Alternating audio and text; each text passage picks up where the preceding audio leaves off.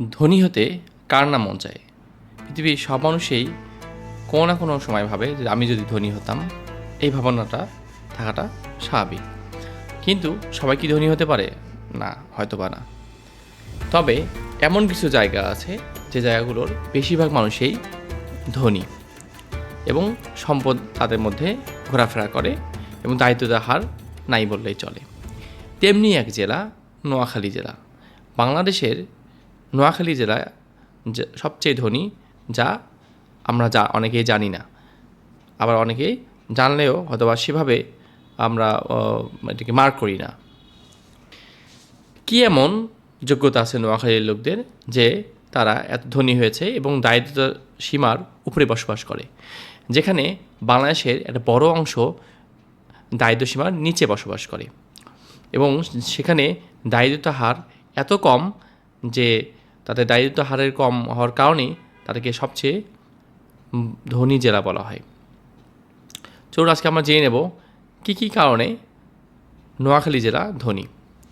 তার আগে আমরা নোয়াখালী জেলার আয়তন সম্পর্কে জানবো। নোয়াখালী জেলার আয়তন প্রায় ৩,৬৮৫ বর্গ কিলোমিটার, তবে উইকিপিডিয়া অনুযায়ী সেটা প্রায় 4,202 বর্গ কিলোমিটারে পৌঁছে গেছে। এর মূল কারণ হচ্ছে নোয়াখালীর যেহেতু সমুদ্রের অববাহিকায় অবস্থিত, তাই চর জমে মেঘনা নদীর আশেপাশে চর জমে এটি আয়তন বেড়ে যাচ্ছে। ফলে আর পূর্বের তুলনায় প্রায় 400 বর্গ কিলোমিটারের বেশি, একটু কাছাকাছি অথবা 450 বর্গ কিলোমিটারের কাছাকাছি বেড়ে গিয়েছে। একেবারে নেহাত কম আয়তন নয়, যেটি পূর্বের তুলনায় বেড়ে গিয়েছে। আর নোয়াখালীর যদি ভৌগোলিক সীমারেখার কথা আমরা বলি, তাহলে নোয়াখালী দক্ষিণে রয়েছে, তাকে আশীর্বাদ পুষ্ট বলা যেতে পারে নোয়াখালীর। সেটি হচ্ছে সমুদ্র, বঙ্গোপসাগর। নোয়াখালী জেলার ভৌগোলিক সীমারেখা যদি আমরা বলি, তাহলে তার উত্তরে রয়েছে কুমিল্লা জেলা ও চাঁদপুর জেলা, দক্ষিণে রয়েছে মেঘনা নদীর মোহনা ও বঙ্গোপসাগর, যার কারণে তার সীমারেখা আস্তে আস্তে বেড়ে যাচ্ছে এবং বঙ্গোপসাগর এবং মেঘনা নদীর মোহনা আশেপাশে এরিয়াতে, অর্থাৎ মেঘনা নদীর যে চরগুলো জেগে উঠেছে, এগুলো নোয়াখালীর জন্য বেশ আশীর্বাদ পুষ্ট হয়ে যাচ্ছে। পূর্বে রয়েছে ফেনী জেলা ও চট্টগ্রাম জেলা, আর পশ্চিমের সীমানা রয়েছে লক্ষ্মীপুর জেলা ও ভোলা জেলা। এই হচ্ছে নোয়াখালীর ভৌগোলিক আয়তন। দেশের রাজধানী ঢাকা থেকে নোয়াখালীর দূরত্ব মাত্র 160 কিলোমিটার সাধারণত হয়ে থাকে, তবে আরও অন্যান্য রাস্তা যদি বাইপাস হয়ে যায় তাহলে সেটা 171 কিলোমিটারে পৌঁছে যেতে পারে। সুতরাং বোঝা যাচ্ছে ঢাকার সঙ্গে নোয়াখালীর যোগাযোগ খুবই ভালো। এদিকটাও তাকে হয়তোবা এগিয়ে রেখেছে। তার চেয়ে বড় কারণ হচ্ছে নোয়াখালীর যে প্রতি 100 জনে 94 জন মানুষই দারিদ্র সীমার উপরে বসবাস করে, মাত্র 6.1% মানুষ দারিদ্র সীমার নিচে বসবাস করে। হতে পারে তারা অলস কিংবা কর্ম অক্ষম কিংবা নেশাগ্রস্ত কোনো না কোনোভাবে। এছাড়া প্রায় 94 জন মানুষ, শতকরা 94 জন মানুষই দারিদ্র সীমার উপরে বসবাস করে এবং কোনো না কোনোভাবে তারা আয় করে। সহজ কথায় যদি আমরা বলতে চাই, তাই নোয়াখালীতে বড় বড় কলকারখানা না থাকলেও এখানকার মানুষ ঘরে ঘরে টাকা নিয়ে আসে এবং সেটি বিদেশ থেকেই নিয়ে আসে, অর্থাৎ প্রবাসী আয় বা রেমিডেন্স জোয়ার।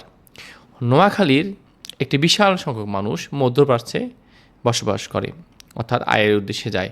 যে মানুষগুলো দুর্বল কিংবা শিক্ষাগত যোগ্যতা কম বা টেকনিক্যাল হ্যান্ড তাদের নেই, তারাও মধ্যপ্রাচ্যে যায়, বিশেষ করে সৌদি আরব, দুবাই, কাতার, আবুধাবিতে যায়।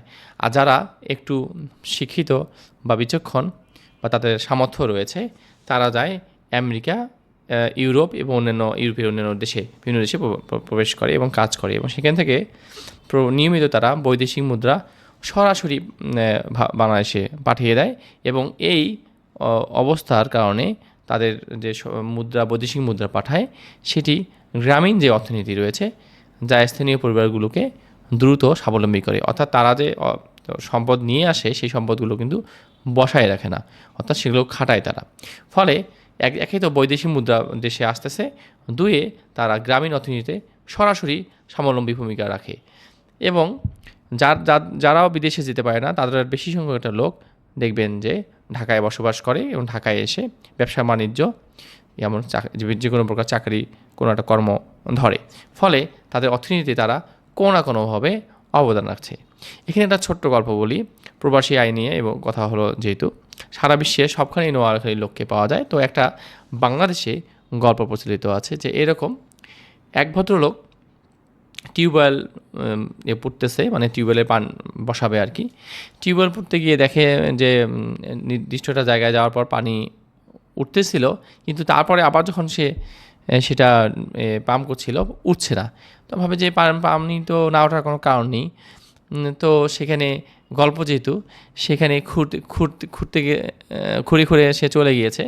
যাওয়ার পর সে দেখে যে সেখানে মানে পাইপের নিচে হাত দিয়েছে এক ভদ্রলোক। সে ভদ্রলোকের বাড়ি নোয়াখালী। মানে হাস্যরস করেই গল্পটা বলা হয়, যে এর মানে হচ্ছে যে নোয়াখালী যারা জনগণ এমন কোনো জায়গা নেই যেখানে পাওয়া যাবে না। প্রত্যেকটা দেশেই কম বেশি দেখবেন নোয়াখালীর লোকজন পাওয়া যাবে, এবং তারা অর্থনীতির কারণে জীবনের তাগিদে সবখানে যেতে কুণ্ঠাবোধ করে না, যেখানে উত্তরবঙ্গের মানুষ একটু নিজ জেলা থেকে পাশের জেলা যেতে ভয় পায় বা তার মন টানে না, কিন্তু নোয়াখালীর ক্ষেত্রে এটা হয় না। নোয়াখালী সবখানেই পাওয়া যায়, সবখানেই যায়। আসলে এই কথাটা বোঝানোর জন্যই এই ছোটো গল্পটা আমার বলা। আসলে নোয়াখালীর কোনো মানুষ যদি গল্পটা শুনে থাকেন, দয়া করে ভুল বুঝবেন না। মানে আপনাদের কোয়ালিটি এবং যোগ্যতা আছে জন্যই আপনারা সবখানেই আপনাদেরকে পাওয়া যায়। এরপরে শক্তিশালী কৃষিখাত নোয়াখালীর লোকজন রয়েছে। নোয়াখালীর মাটি অত্যন্ত উর্বর। শুধু মানুষ যে উর্বর তাই নয়, নোয়াখালীর মাটিও অত্যন্ত উর্বর, যার কারণে এখানকার কৃষিখাত অনেক উন্নত। জেলার আঞ্চলিক জিডিপিতে মোট যে দেশজ উৎপাদন রয়েছে, অর্থাৎ জেলার আঞ্চলিক জিডিপি, সেখানে কৃষিখাত প্রায় 40% অবদান রাখে। শুধু বিদেশ থেকে যে টাকা পাঠায় এবং বসে বসে খায়, বিষয়টা এরকম না। সেই টাকা সরাসরি কৃষিখাতেও অবদান রাখে, এবং জিডিপির মানে নোয়াখালী জেলার যে জিডিপি আছে, টোটাল জিডিপি, সেই জিডিপির 40% অবদান রাখে এই শক্তিশালী কৃষিখাত। এখানে ধান চাষের পাশাপাশি উপকূলীয় অঞ্চল হওয়ায় মাছ চাষ, হাঁস মুরগি পালন থেকে মানুষ প্রচুর আয় করে। এরপরে যে বিষয়টি রয়েছে সেটি হচ্ছে দেশ জুড়ে ব্যবসা বাণিজ্য ও শিল্প উদ্যোক্তা। আমরা যদি তাকাই নোয়াখালীর দিকে, নোয়াখালী জেলায় নিজে বড় কোনো ভারী শিল্প গড়ে না উঠলেও এই জেলার অনেক কৃতি সন্তান জাতীয় পর্যায়ের বড় বড় শিল্পপতি ও ব্যবসায়ী। অর্থাৎ তারা নিজ জেলায় না হলেও যে জেলায় যে শিল্প উদ্ভাসিত হওয়া সম্ভব, যে শিল্প গড়ে তোলা সম্ভব, তারা গিয়ে সেই জেলায় সেই শিল্প গড়ে তুলেছে, এবং তারা শিল্পপতি ও ব্যবসায়ী, বড় বড় ব্যবসায়ী হয়েছে। দেশের বিভিন্ন প্রান্তে তাদের ব্যবসা থেকে উপার্জিত আয়ের একটা বড় অংশ নোয়াখালীতে তাদের পরিবার ও এলাকার উন্নয়নে কাজে লাগে। অর্থাৎ যেখান থেকে মানে ইনকাম করুক না কেন, তারা সেখানেই কাজে লাগায়। আমি রংপুরে একটা ঘটনা বলি। রংপুরে একজন জসিম নামে, নামও বলে দিলাম, জসিম নামে এক ভদ্রলোক আছে, ব্যবসা করে, বেশ কয়েক কোটি টাকার তার ব্যবসা। সে তার বাড়ি কিন্তু নোয়াখালী, এবং প্রতি বছরেই সে যায়। প্রতি বছরেই শুধু বললে ভুল হবে, সুযোগ পেলে 2-3 মাস পর সুযোগ হলেই সে চলে যায়। সে রংপুরে বস্তার ব্যবসা করে, কিন্তু আয়ের একটা বড় অংশ সে নোয়াখালীতে পাঠায়, এবং নোয়াখালীতে সে কয়েকটা বাড়িও করেছে। তার মানে বোঝা গেল সে রংপুর থেকে আয় করতেছে ঠিকই, কিন্তু নোয়াখালীকে সে ডেভেলপমেন্ট করার ক্ষেত্রে ব্যাপক ভূমিকা রাখছে। অর্থাৎ এখান থেকে আয় করে নিয়ে গিয়ে সে নোয়াখালী ডেভেলপমেন্ট করতেছে। সুতরাং নোয়াখালী ধনী জেলা হওয়াটাই স্বাভাবিক। এরপরে শিক্ষা ও চাকরিজীবী পরিবার। ঐতিহাসিকভাবেই নোয়াখালীর মানুষ শিক্ষার দিক থেকে এগিয়ে। তার মানে অনেক আগে থেকেই ব্রিটিশ পিরিয়ড থেকে তারা পড়ালেখায় এগিয়ে, এবং তারা বুদ্ধিমান, এবং কারোর সঙ্গে কেউ যদি টক্কর দিয়ে না পারে, তখন তাকে বলেই ঠাট্টা করে বলে যে তুই কি নোয়াখালী, মানে বিষয়টা এরকম আর কি। তার মানে তারা সত্যিকার অর্থেই বুদ্ধিমান। দেশের সরকারি বেসরকারি উচ্চপদস্থ চাকরিতে এই জেলার মানুষের ভালো উপস্থিতি রয়েছে, যা পারিবারিক আর্থিক নিরাপত্তা নিশ্চিত করে। পারিবারিক ও আর্থিক নিরাপত্তা দুটি শব্দ কিন্তু মারাত্মক শব্দ এবং চমৎকার শব্দ। আপনি সচিবালয়ে যে যান, সচিবালয়ে গিয়ে দেখবেন নোয়াখালীর অনেক সচিব পাবেন, প্রশাসনে দেখবেন নোয়াখালীর অনেক লোকজন পাবেন, সব আমলা পাবেন। আর নোয়াখালী জেলার যে 4টি ভৌগোলিক সীমারেখা বললাম, এই 4টি ভৌগোলিক সীমারেখা যে লক্ষ্মীপুর, ভোলা, এরপরে চট্টগ্রাম, কুমিল্লা, এদেরও জনগণ কিন্তু আপনি সচিবালয়ে গিয়ে অনেক দেখতে পাবেন, প্রশাসনে অনেক লোকজন দেখতে পাবেন। ফলে এই জেলাগুলো নিয়ে পরবর্তীতে ট্যুরের কথা বলবো। তার আগে আজকে নোয়াখালীকে নিয়ে শেষ করি। দেখবেন ওই সমস্ত জেলাগুলো কিন্তু অনেক ডেভেলপ, এর কারণ হচ্ছে প্রশাসনেও তাদের অনেক লোক আছে। এই গেল নোয়াখালীর অবস্থা। তবে নোয়াখালী যে এত ধনাঢ্য এটা আমারও জানা ছিল না, তবে নোয়াখালীর লোকজন যে অনেক বুদ্ধিমান এটা আমি জানতাম, এবং নোয়াখালীদের সঙ্গে আমি জবও করেছি। তবে তারা মন বেশ উদার, এবং আমি মনে করি নোয়াখালীর লোককে যেভাবে ট্রিট করে তা না, বরঞ্চ তাদেরকে কেউ ঠকাতে পারে না জন্যই আসলে মানে বিরক্ত হয় সম্ভবত এটা বলে থাকে। কিন্তু নোয়াখালীর লোকজন অনেক বেশ ভালো, এবং আমার কাছে মনে হচ্ছে ট্যালেন্টেড, এবং তারা একজন আরেকজনকে টেনে তোলার চেষ্টা করে। তো এটা বুদ্ধিমত্তা তাদের রয়েছে জন্য মানুষ হয়তো তাকে পছন্দ করে না, কিন্তু বুদ্ধিমত্তা না থাকলে তো তারা এত দূর আগাতে পারতো না। দেশে ও বিদেশে নোয়াখালীর অবদান রয়েছে, যে জিতে রহন নোয়াখালী।